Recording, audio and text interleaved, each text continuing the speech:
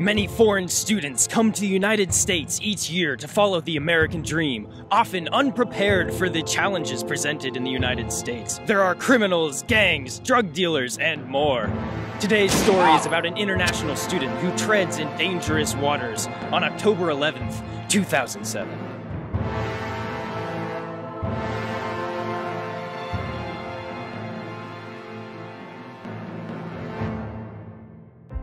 So it was a Friday afternoon. I was driving my car and using my phone. I stopped at a traffic light. Suddenly a young man approached from the sidewalk. He asked me if he could use my phone. So I handed him my phone. I was like, sure, you can use it.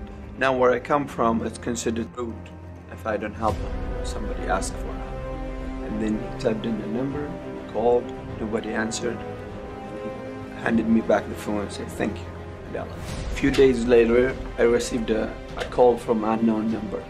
I answered, and the guy from the other end was shouting, was threatening, saying things like, I'm gonna be paying the price of what I did, and he's gonna mop the floor of my face when we meet. And I was in shock. What? And he hung up before I could say anything anyways. But this left me tense and shaken. Didn't know what to do. So after the phone call, I started to grow more worried. So I started to take more measures to protect myself. I started carrying a gun.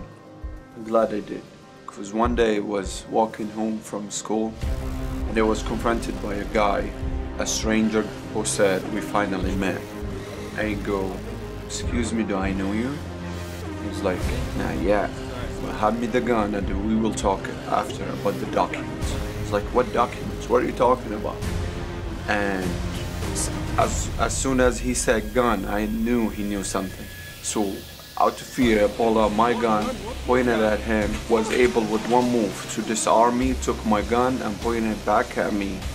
And I didn't know what to do, I was scared, so I just kicked him and they fled the scene as fast as I could, trying to shot me, but he missed me.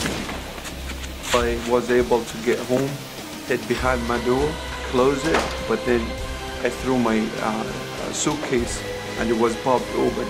I didn't know what documents he was talking about, so I was afraid it's maybe documents that was in my suitcase.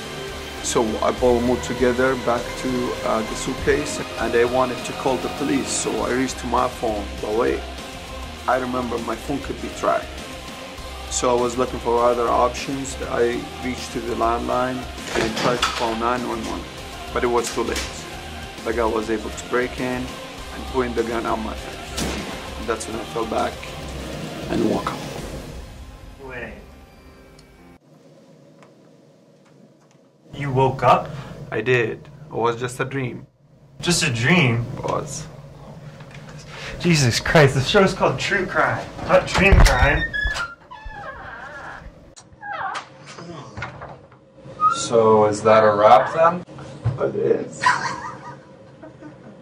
It was a dream. Let's take a shot. Hello.